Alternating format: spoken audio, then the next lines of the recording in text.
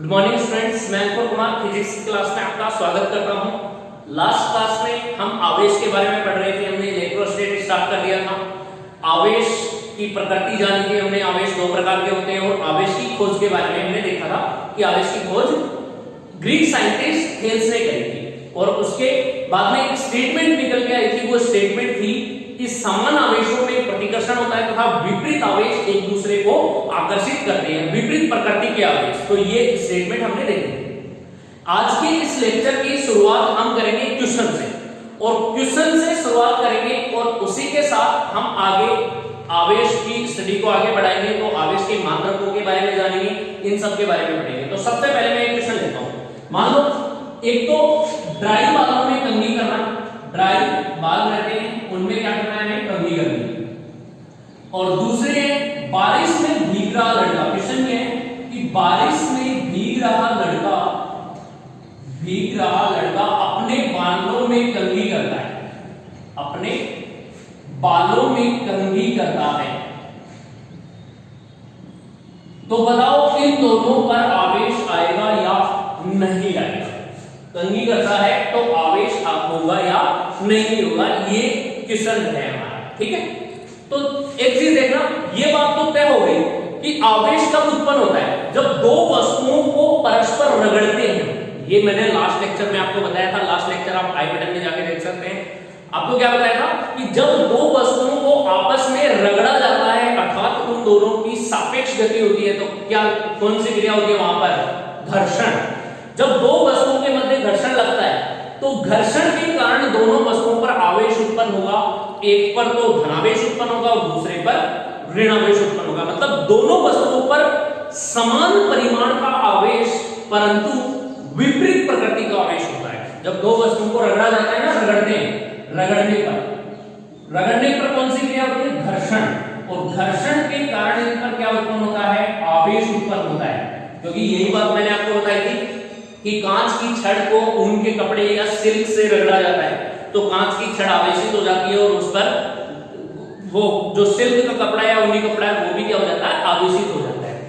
तो रगड़ने पर घर्षण के कारण आवेश उत्पन्न होगा, जो कि क्या होता है, दोनों वस्तुओं पर बराबर परिमाण का होगा, जिनका मान परिमाण बराबर रहेगा परंतु इनकी जो प्रकृति होगी वो क्या रहेगी, विपरीत। ठीक है, इस तरह से आवेश उत्पन्न होगा। ये मैं आपको बताऊंगा। घर्षण विधि है आवेश प्राप्त करने की, उसमें बात करेंगे। अपनी क्वेश्चन कर रहे हैं, ड्राई बालों में कंघी करने पर क्या आवेश उत्पन्न होगा, यदि हां तो कैसा और क्यों, रीजन। दूसरा, बारिश में भीग रहा लड़का यदि अपने बालों में कंघी करता है तो क्या उस पर आवेश उत्पन्न होगा, यदि हां तो क्यों और नहीं है तो सीधा आंसर होगा। तो देखना इसका आंसर देखना। मान लो हम ड्राई बालों में कंघी करते हैं तो कई बार देखो हमारे बाल उलझ जाते हैं। ठीक है, ड्राई बालों में कंघी करते हैं तो बाल उलझ जाते हैं और उलझने के बाद में क्या होते हैं कि कंघी को हम कई बार पास में लेके जाते हैं तो जो हल्के बाल होते हैं वो उससे चिपकते हुए ऊपर उठते हैं। कई बार देखो हम कपड़े में तो चिपकते हैं, हमारे ये रोम होते हैं ना, यहाँ पे हेयर पे देखो, मेरे रोम है, यहाँ पे हेयर है, हैंड पे, इन पे, तो ये रोम कपड़ों से चिपकते हैं। कई बार वो किस लिए चिपकते हैं, क्योंकि हम कपड़े पहनते हैं तो इनमें क्या होता है, घर्षण। क्योंकि जैसे मैंने शर्ट डाला या आस्तीन इसमें डाला बाजू, तो यहाँ से ये इस पे घर्षण करेगा और घर्षण के कारण इनमें क्या उत्पन्न होगा, आवेश। कपड़े पर भी उत्पन्न होगा और रोम पर भी। लेकिन ज्यादातर देखना सिल्की कपड़ों में होता है। जो सिल्क के कपड़े होते हैं उनमें आवेश घर्षण के कारण बहुत ज्यादा उत्पन्न होने के चांसेस रहते हैं। अब हम बात करते हैं यहाँ पे ड्राई बालों में। तो ड्राई बालों में कंघी करने पर कंघी द्वारा बालों को आकर्षित किया जाता है हल्के से। इनका मतलब क्या होगा कि इन दोनों पर क्या होगा, आवेश होगा और ये दोनों आवेशित हो जाते हैं। लेकिन बारिश में भीग रहा लड़का अपने बालों में कंघी करता है। बारिश में भीगा तो बाल गीले हो गए, गीले बालों में जब कंघी करेंगे तो कंघी करने से बाल गीले होने पर घर्षण के मान में क्या आती है, कमी। ये बात मैंने बताई थी, क्योंकि घर्षण स्मूथ सरफेस पे कम लगता है, चिकनी सतह पर घर्षण के मान में कमी हो जाती है और खुरदरी सतह पर घर्षण बढ़ता है। जब रोड पर पानी गिर जाता है तो देखना बाइक के स्लिप होने के चांसेस बढ़ जाते हैं। क्यों, क्योंकि वहां पे घर्षण में कमी आ जाती है। तो उसी प्रकार यही रीजन इसका होगा कि बारिश में भीग रहा लड़का अपने बालों में कंघी करता है तो किसमें कमी आती है, घर्षण में कमी आती है। और घर्षण में कमी के कारण घर्षण में कमी के कारण ना तो कंघी पर कोई आवेश आएगा और ना ही बालों में कोई आवेश उत्पन्न होगा। क्लियर? परंतु ड्राई बालों में कंघी करते हैं तो दोनों पर आवेश आएगा। तो ये था हमारा क्वेश्चन। तो किस पे भेज रहे हैं? घर्षण विद्युत की, मतलब दो वस्तुओं को रगड़ने पर घर्षण के कारण आवेश उत्पन्न होने से बोलते हैं घर्षण विद्युत की। इसका नाम होता है घर्षण विद्युत की। ध्यान में रखना, ये मैं आपको बताऊंगा आवेश उत्पन्न करने की, आवेश प्राप्त करने की वीडियो में। चलिए, ये हमारा क्वेश्चन हो गया। अब हमारा जो नेक्स्ट टॉपिक होगा वो होते हैं आवेश के मात्रक। हम आवेश के मात्रकों के बारे में जानते हैं क्या होता है। वो बहुत सिंपल है। ये जो मैं टॉपिक पढ़ा रहा हूं बहुत थ्योरेटिकल है और बहुत ही सिंपल है।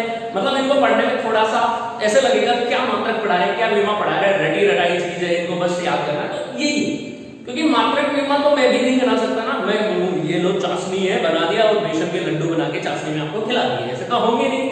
क्योंकि जैसे भी है वैसे हमें पढ़ने पड़ेंगे, तो उनके बारे में देखते हैं। तो अगला हमारा टॉपिक होगा units of charge. Units of charge, इसको हिंदी में बोलते हैं आवेश के मात्रक। ये हमारा टॉपिक रहेगा। अब देखो, आवेश के मात्रक है, मात्रकों की पद्धतियां हैं, विभिन्न प्रकार की पद्धतियां, उनके हिसाब से इनके मात्रक को हम डिसाइड करते हैं। तो सबसे पहले हम लेते हैं एमकेएस या एसआई मात्रक। तो आवेश का एमकेएस या एसआई मात्रक होता है, वो होता है कूलम। कूलम या कूलम, ठीक है। आवेश का एमकेएस मात्रक, आवेश का जो एमकेएस मात्रक होगा वो क्या होता है? कूलम होता है।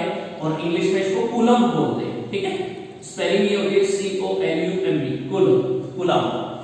फिर आते हैं हम सीजीएस मात्रक पे, क्योंकि सीजीएस पद्धति भी होती है मात्रक पद्धति। तो आवेश का जो सीजीएस मात्रक है वो दो प्रकार के होते हैं। दो प्रकार के कौन कौन से आते हैं सीजीएस मात्रक में? एक होता है ESU, इलेक्ट्रोस्टैटिक यूनिट, इसको बोलते हैं इलेक्ट्रोस्टैटिक यूनिट, ठीक है। इलेक्ट्रोस्टैटिक यूनिट, अब हिंदी में बोले तो इसको बोलते हैं स्थिर विद्युत मात्रक। क्या होता है ये? स्थिर विद्युत मात्रक। एक तो ये होता है सीजीएस में। दूसरे सीजीएस की बात करें वो होता है EMU। EMU मात्रक होता है, इसको शॉर्ट में भी लिखते हैं EMU और ESU ऐसे लिखते हो। EMU का मतलब होता है इलेक्ट्रोमैग्नेटिक यूनिट। इलेक्ट्रोमैग्नेटिक यूनिट होती है, इसको बोलते हैं विद्युत चुंबकीय मात्रक। विद्युत चुंबकीय मात्रक, ये दो होते हैं। अब देखो, ESU मात्रक होता है वो तो होता है स्टेट कूलम। क्या होता है? State coulomb. और इसको फ्रैंकलिन भी बोलते हैं, क्योंकि फ्रैंकलिन ने खोजा था आवेश की प्रकृति के बारे में बताया था। उन्हीं के नाम पर इसमें आवेश में कुछ कंट्रीब्यूशन के कारण उनका नाम दे दिया स्टेट कूलम को, फ्रैंकलिन, ठीक है। EMU मात्रक होता है स्थिर विद्युत मात्रक, इसको बोलते हैं एब्सोल्यूट कूलम या फिर परम कूलम। हिंदी में बात करें तो इसको बोलते हैं परम कूलम और वैसे बोलते हैं एब कूलम। एब कूलम भी बोलते हैं। अब मतलब इंग्लिश में बोलते हैं एब्सोल्यूट कूलम, ये होता है। तो इसको शॉर्ट में लिखते हैं तो ऐसे लिखते हैं ABC, एब्सोल्यूट कूलम। और इसको बोलते हैं स्टेट कूलम होता है ना, तो इसको बोलते हैं STCB। कूलम को हम C से भी लिखते हैं और CB से भी लिखते हैं, ये ध्यान रखना। कूलम होता है उसको जनरली हम C से लिखते हैं, वैसे CB से लिखा जाए तो कोई गलत नहीं है, क्योंकि CB जनरली इनमें यूज होता है। स्टेट कूलम STCB और ABCB एब्सोल्यूट कूलम, जिसको बोलते हैं परम कूलम। इनके अलावा, इन तीन मात्रक के अलावा आवेश का एक और मात्रक होता है जो कि प्रायोगिक मात्रक होता है। प्रयोगों में इसका बहुत यूज किया जाता है। केमिस्ट्री, जब इलेक्ट्रोकेमिस्ट्री पढ़ते हो ना, केमिस्ट्री का एक चैप्टर आता है विद्युत रसायन इलेक्ट्रोकेमिस्ट्री, उसमें फैराडे आवेश का जो प्रायोगिक मात्रक है वो ज्यादा यूज में लिया जाता है। तो आवेश का एक और मात्रक होता है प्रायोगिक मात्रक। आवेश का प्रायोगिक मात्रक, और प्रायोगिक मात्रक होता है फैराडे। ये होता है फैराडे, FARADAY। अब ध्यान में रखना, फैराडे होता है, ये फेरेट नहीं है। कई बार बच्चे इसको फेरेट भी कर देते हैं। क्यों? क्योंकि अगला जो हमारा आगे नेक्स्ट चैप्टर आएगा विद्युत धारिता, तो विद्युत धारिता या फिर कैपेसिटेंस का मात्रक फेरेट होता है। तो वो फेरेट और फैराडे में डिफरेंस है, ध्यान रखना। तो ये फैराडे होता है। और एक फैराडे कितने कूलम के बराबर होता है, यहाँ पे बताता हूं मैं आपको। एक फैराडे होता है, एक फैराडे वो 96,500 कूलम के बराबर होता है। एक फेराडे कितने कूलम के बराबर होगा? 96,500 कूलम, मतलब सबसे ज्यादा बड़ा एक कूलम। अब इनको चेंज करते हैं, तो एक स्टेट कूलम कितने कूलम के बराबर होगा? एक स्टेट कूलम STCB, ध्यान देना, ये एक STCB कितने कूलम के बराबर होता है? 1/3 गुणा 10⁻9 कूलम के बराबर होगा। एक स्टेट कूलम कितने कूलम के बराबर होता है? 1/3 × 10⁹ कूलम। परम कूलम की बात करें तो एक ABCD एब्सोल्यूट कूलम, एक एब्सोल्यूट कूलम कितने कूलम के बराबर होता है? 10 कूलम के बराबर होगा। एक एब्सोल्यूट कूलम, एक परम कूलम कितने कूलम के बराबर होता है? 10 कूलम के बराबर। और एक फेराडे कितने कूलम के बराबर होता है? 96,500 कूलम के बराबर होता है। अब इनके क्रम के आधार पर इनको व्यवस्थित करें। देखो यहाँ पे मैं एक आपको सिंपल बताता हूँ कि इनके क्रम के आधार पर कैसे व्यवस्थित करेंगे। तो आवेश के मात्रकों में इनको बढ़ते हुए या घटते हुए क्रम में व्यवस्थित करते हैं। तो सबसे बड़ा मात्रक कौन सा होता है? कूलम, स्टेट कूलम, परम कूलम या फिर फेराडे। तो सबसे बड़ा मात्रक क्या है? फेराडे। तो देखो यहाँ पर आवेश के घटते हुए क्रम में लिखते हैं, तो एक फेराडे, फिर इससे छोटा कौन सा है? एक फेराडे से छोटा इन तीन में देखते हैं, तो एक एब्सोल्यूट कूलम, एक परम कूलम कितने कूलम के बराबर है? 10 कूलम। तो इससे छोटा यही हो सकता है, क्योंकि ये तो एक कूलम है और वो 10 कूलम, तो यही हो सकता है। तो फेराडे से छोटा कौन सा होगा? एक परम कूलम।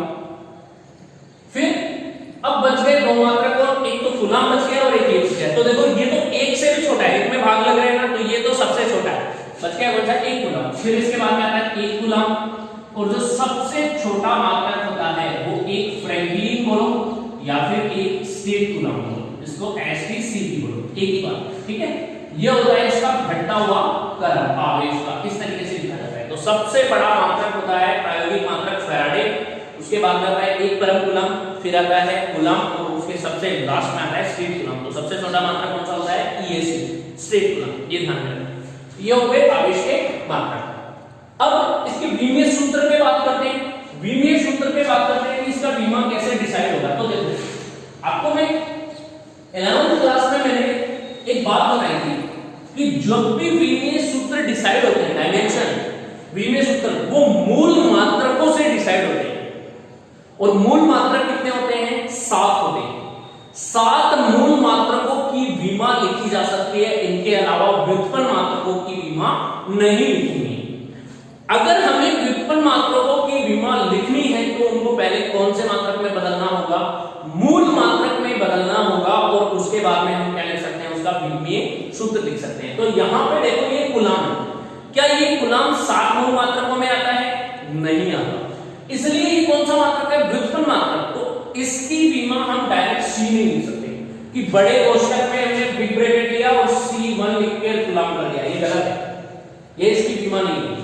तो आवेश का विमीय सूत्र लिखते हैं, देखो किस तरीके से लिखा जाएगा? आवेश का विमा, आवेश की विमा या विमीय सूत्र, dimension of charge, dimension of charge इनके बारे में लिखते हैं। तो यहां पर देखो विमीय सूत्र लिखने के लिए इसको पहले बदलना होगा मूल मात्रक में।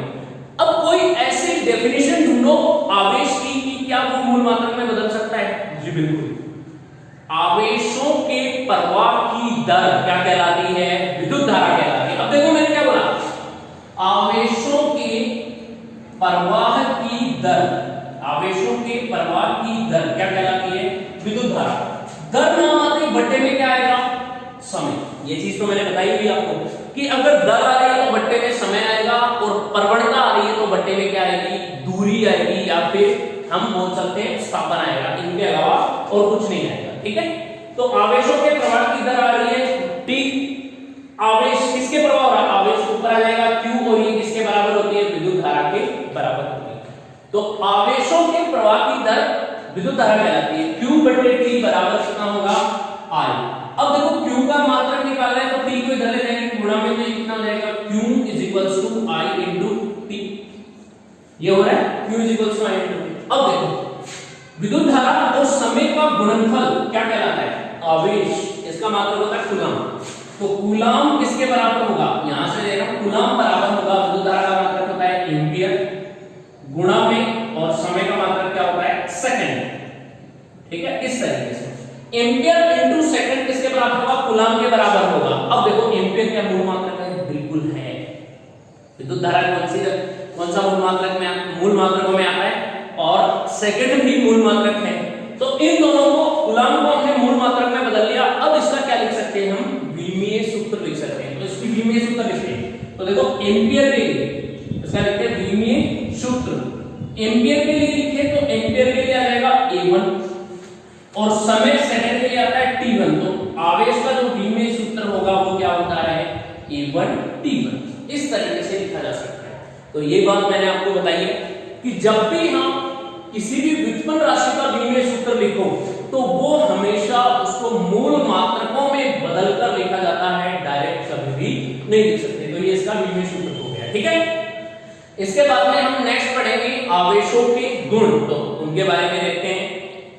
अब हम आवेश के गुणधर्म के बारे में देखते हैं, प्रॉपर्टीज ऑफ चार्ज। तो पहली प्रॉपर्टी लेते हैं इसमें आवेशों की योज्यता। आवेशों की योज्यता या योगफल, ठीक है, किस तरीके से इनको जोड़ते हैं। तो सबसे पहले देखो ये क्या होता है? आवेश होते हैं वो अदिश राशि होती है और अदिश राशियां हैं वो सदिश संयोजन के समांतर चतुर्भुज के नियम का पालन नहीं करती हैं। तो सबसे पहली बात है आवेश है वो कैसी राशि है? अदिश राशि, क्योंकि इसके पास में केवल परिमाण होता है और कोई निश्चित दिशा नहीं होती है। ये किसी भी दिशा में गति कर सकता है, इसलिए कौन सी राशि है? अदिश राशि होगी। समांतर चतुर्भुज नियम का पालन नहीं करेगी तो इसका जो योगफल है वो सामान्य बीजगणित की सहायता से किया जाता है। योग होगा वो कैसे किया जाता है? योग किया जाता है वो सामान्य बीजगणित की सहायता से किया जाता है। ये बीजगणितीय योगफल हम बोल सकते हैं, ठीक है। ये इस तरीके से होगा, सामान्य बीजगणितीय योगफल आवेशों का किया जाएगा। आवेश कैसी राशि है? अदिश राशि। जैसे एग्जांपल के लिए बताऊं मैं, मान लो एक तार है, चालक तार, इस तरीके से इस चालक तार ये किन्हीं दो अन्य चालक तारों से जुड़कर मिलकर बना है। इस तरीके से एक तार इधर जा रहा है और एक तार इधर जा रहा है, ठीक है। इस तार में आवेश आ रहा है मान लो Q1 और ये आवेश यहाँ पे जाने के बाद में इन दोनों तारों में बढ़ रहा है। तो इसमें तार में आवेश आ रहा है Q2 और इस तार में आवेश कितना जा रहा है? Q3। और इन दोनों तारों के बीच का कोण मान लीजिए कितना दे रखा है? हमें 60 डिग्री दे रखा है। कोई भी कोण मान लो, थीटा कोण मान लो, सपोज करो थीटा कोण दे रखा है। तो अब ये Q1 आवेश Q1 Q2 और Q3 में बढ़ रहा है और थीटा कोण पे दोनों प्रवाहित हो रहे हैं। तो यहां पर आवेशों की योज्यता ये कहती है कि ये सदिश संयोजन के नियम का पालन नहीं करेगा, समांतर चतुर्भुज नियम का पालन। ये अदिश राशि होती है, इस कारण इनका जो योगफल है वो सामान्य बीजगणित की सहायता से होगा। तो Q1 किसके बराबर हो जाएगा? Q2 प्लस Q3 के बराबर हो जाएगा। तो हम ये कह सकते हैं कि इस तार में आने वाला कुल आवेश यहां से संधि बिंदु से जाने वाले कुल आवेशों के योग के बराबर होगा, ये होता है। अब बात करते हैं कि किसी भी वस्तु में जो आवेश होगा वो किसके कारण हो सकता है। तो किसी भी वस्तु में मान लो एक परमाणु है, इसके अंदर एक नाभिक होगा और नाभिक में क्या होते हैं? प्रोटॉन्स प्लस न्यूट्रॉन और इसमें इसके चारों तरफ कौन गति करते हैं? इलेक्ट्रॉन्स गति करते हैं। क्लियर है? कोई भी परमाणु होगा उसमें नाभिक में प्रोटॉन और न्यूट्रॉन होते हैं और इसके चारों ओर वर्ताकार पथ में इलेक्ट्रॉन्स गति करते हैं। तो नाभिक में प्रोटॉनों के पास तो होता है पॉजिटिव चार्ज और प्रोटॉन का चार्ज होगा वो इलेक्ट्रॉन के चार्ज के बराबर होता है। तो इलेक्ट्रॉन का आवेश और इलेक्ट्रॉन का आवेश होगा, जैसे पॉजिटिव चार्ज होगा वो एक प्रोटॉन का आवेश है वो E के बराबर होता है और कितने प्रोटॉनों की संख्या है? P मान लेते हैं प्रोटॉनों की संख्या है और एक है इलेक्ट्रॉन का चार्ज। चलो मैं थोड़ा सा और सिंपल बनाता हूं। इलेक्ट्रॉन के आवेश की बात करें, इलेक्ट्रॉन का आवेश, उस इलेक्ट्रॉन के आवेश को हम लिखते हैं इससे 1.6 इनटू में 10 टू द पावर -19 कूलम। ये फिक्स वैल्यू होती है, ये निकाला हुआ है मिलिकन की टेलबुल विधि जो आपने केमिस्ट्री में पढ़ी होगी।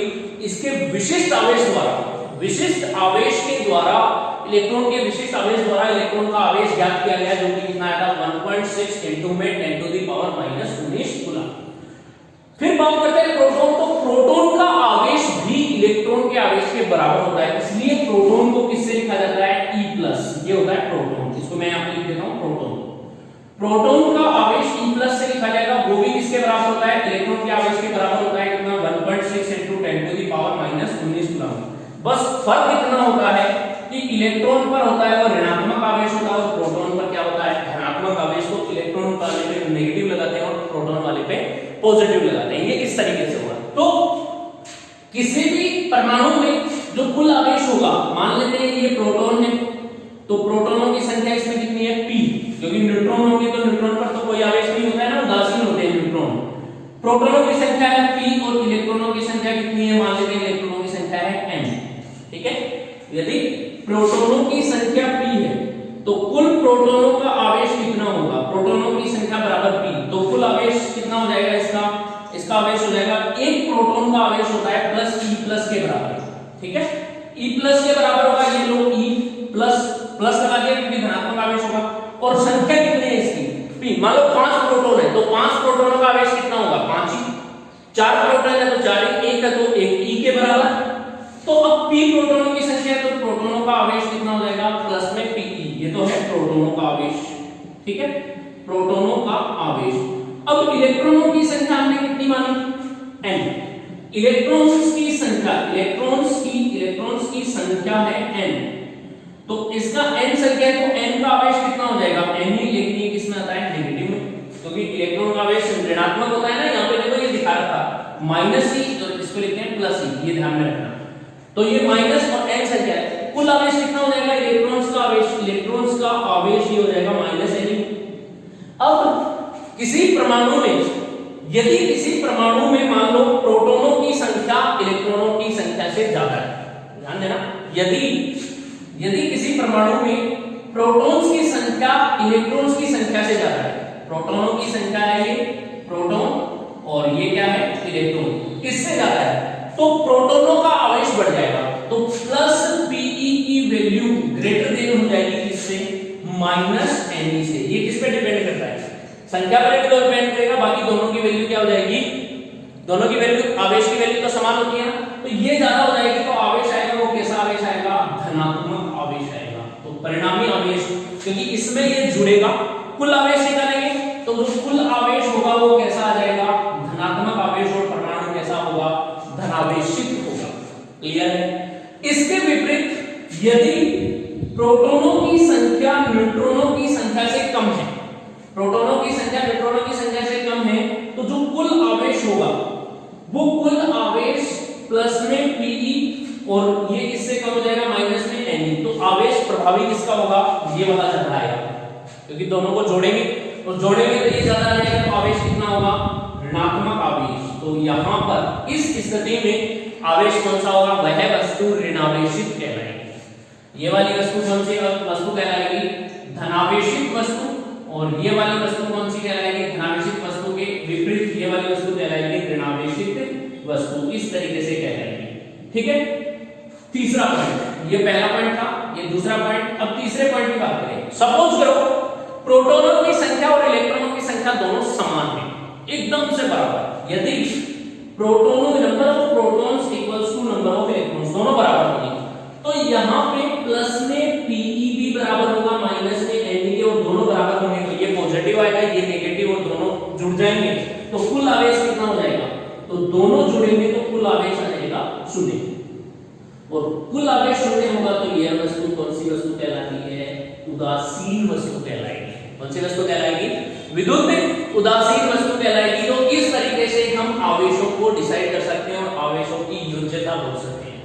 आवेशों की अदिश राशि देखो जोड़ रहे हैं, डायरेक्टली तो जोड़ा है, यहाँ से कोई सदिश संयोजन का नियम थोड़ी लगाया, त्रिभुज नियम की परिणाम निकालना, r बराबर a square under root of a square plus b square plus 2ab cos theta, तो सदिश संयोजन का समांतर चतुर्भुज नियम ना ये वाला, r बराबर under root of a square plus b square 2ab cos theta, और ये थीटा क्या होता है, दोनों के बीच का कोण ये वाला। तो इसका तो कोई रोल ही नहीं है, इसमें निर्भर ही नहीं करा, तो इसलिए आवेश कैसी राशि होती है, अदिश राशि। इसका जो सेकंड गुणधर्म आता है उस पे हम बात करेंगे आवेश की निश्चलता पे, तो वो देखते हैं।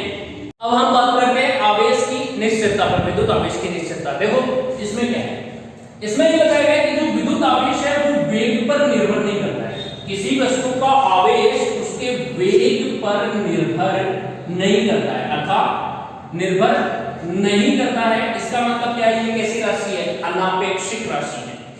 अगर ये निर्भर करता तो सापेक्षिक हो जाती है, और अनापेक्षिक मतलब निर्भर नहीं कर रहा, तो ये कैसी राशि होगी, अनापेक्षिक राशि होती है विद्युत आवेश, अनापेक्षिक राशि। क्लियर। अब इसका मतलब क्या है, यदि कोई वस्तु विराम अवस्था में तो उसका द्रव्यमान मान लेते हैं m0 है, जबकि यदि किसी वस्तु विरामावस्था में इसका जो द्रव्यमान है वो कितना है m0 और इसका आवेश कितना है q, ये है इसका आवेश। क्लियर है? यदि यही वस्तु गतिशील हो, यही वस्तु क्या हो जाएगी गतिशील, तो गतिशील होने पर इसका जो द्रव्यमान है वो तो कितना हो जाता है m, लेकिन वस्तु का आवेश है वो वैसा का वैसा बना रहेगा q का q, पहले भी q था और अब भी कितना है q। इसका मतलब क्या हुआ कि किसी वस्तु का आवेश है वो उसके वेग पर निर्भर नहीं करता है, अर्थात अनापेक्षिक राशि होती है। अगर प्रारंभ में उसका आवेश q है तो बाद में भी कितने ही वेग से वो गतिशील हो जाए उसका वेग कितना बना रहेगा q ही बना रहेगा, लेकिन उसका द्रव्यमान चेंज हो जाता है क्योंकि द्रव्यमान है वो पहले m0 था और बाद में गतिशील होने पर वस्तु का द्रव्यमान कितना होगा m। ये आइंस्टीन के आपेक्षिकता सिद्धांत से आता है कि वस्तु का द्रव्यमान है वो अनापेक्षिक राशि नहीं होती, अर्थात वो वेग पर निर्भर करती है। और ये किसने बताया था? आइंस्टीन ने अपना सापेक्षिकता का सिद्धांत दिया था। तो आइंस्टीन के सापेक्षिकता के सिद्धांत के अनुसार, आइंस्टीन के सापेक्षिकता के सिद्धांत से जो द्रव्यमान होगा, सिद्धांत से द्रव्यमान है वो किस पे निर्भर करता है? वेग पर। और किस तरीके से निर्भर करेगा? m बराबर होगा m0 अपॉन में √1 माइनस v स्क्वायर अपॉन में c स्क्वायर। ये इस तरीके से, मतलब इस प्रारंभिक द्रव्यमान का एक गुणांक है। प्रारंभिक द्रव्यमान का कितना गुणा है? देखो यहां से बताता हूं। प्रारंभिक द्रव्यमान m0 का गुणांक है 1 upon √1 minus v square upon c square, ये गुणांक है। और ये वाला गुणांक प्रकाश के डॉपलर प्रभाव में भी आता है, क्योंकि जब हम प्रकाश के बारे में बात करते हैं, क्योंकि प्रकाश का वेग, और जहां पर भी प्रकाश का वेग लागू होगा वहां पे डॉपलर इफेक्ट में एक गुणांक बन गया था, वो गुणांक यही होता है। तो इसी गुणांक के आधार पर आइंस्टीन के सापेक्षिकता सिद्धांत से ये बताया गया कि यदि कोई वस्तु गतिशील है, क्योंकि अधिकतम वेग कितना हो सकता है? प्रकाश का वेग अधिकतम होता है, उससे ज्यादा किसी वस्तु का वेग नहीं होगा निर्वात में। तो यहां पर यदि वस्तु v वेग से गतिशील है तो उसका जो द्रव्यमान है वो क्या होगा? आइंस्टीन के सापेक्षिकता सिद्धांत से चेंज हो जाता है।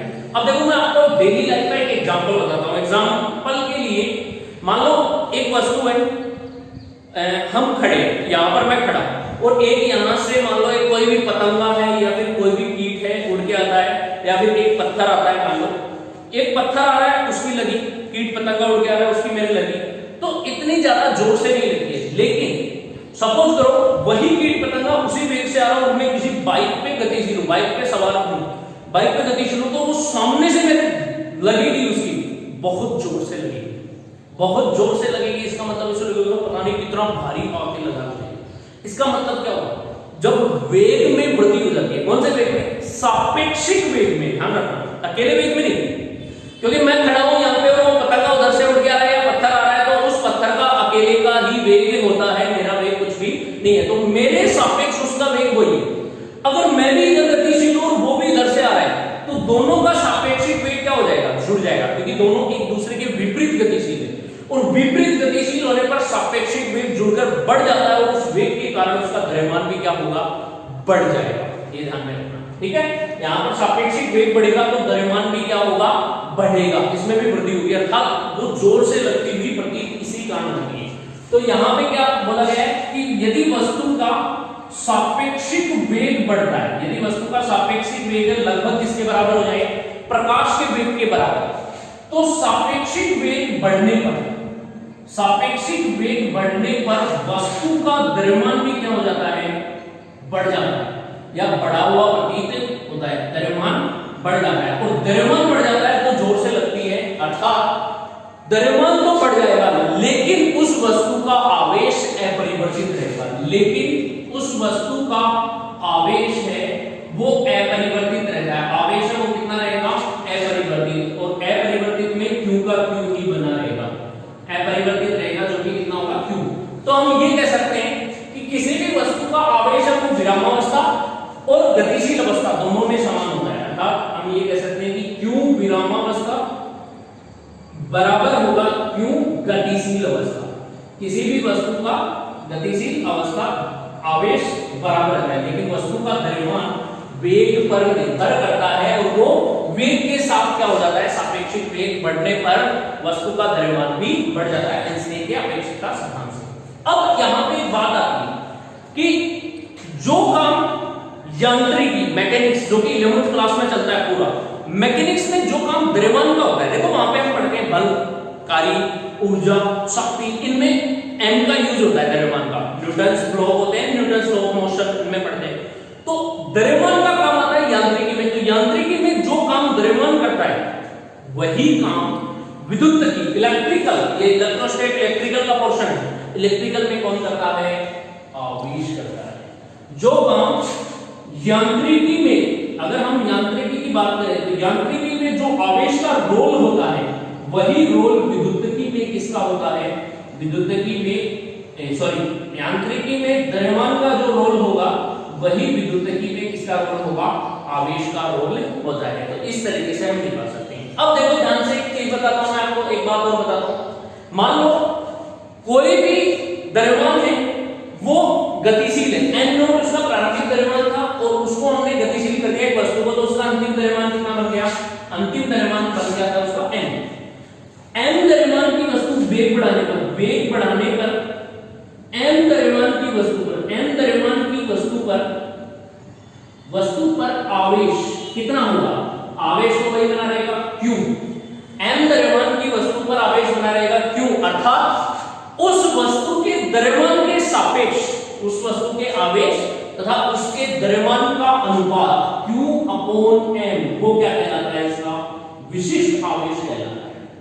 क्या कहलाता है इसका विशिष्ट आवेश। तो किसी वस्तु का विशिष्ट आवेश कैसे निकाला जाएगा, उस वस्तु के आवेश में उस वस्तु का द्रव्यमान का भाग दे दिया जाए, तो एकांक द्रव्यमान का आवेश ही कौन सा आवेश कहलाता है, उसका विशिष्ट आवेश कहलाता है। ये थी आवेश की निश्चलता। मतलब निश्चलता का मतलब क्या है कि आवेश निश्चल बना रहेगा, निश्चल मतलब चेंज नहीं होगा, कांस्टेंट बना रहेगा, ठीक है, चल राशि बोलते हैं इसको, कांस्टेंट बना रहेगा, लेकिन उसका द्रव्यमान बदल जाता है वेग के साथ। तो ये इसी के साथ दो गुणधर्म हमने पढ़ने हैं। आज की क्लास में हम इतना ही डिस्कस करेंगे, इसके बाद में नेक्स्ट क्लास में मैं आपको इस निश्चलता में, यहां पर हम पढ़ रहे थे आवेश और द्रव्यमान से कुछ रिलेशन पढ़ रहे थे, तो द्रव्यमान और आवेश दोनों में डिफरेंस पढ़ेंगे और फिर उसके बाद में इसके गुणधर्म को आगे कंटिन्यू करेंगे। आज की क्लास में इतना ही। आप वीडियो को देखते रहिए, लाइक कर दीजिए, शेयर कर दीजिए और अपने दोस्तों के साथ में चैनल को सब्सक्राइब करना तो बिल्कुल भी मत भूलिएगा। Thank you, have a nice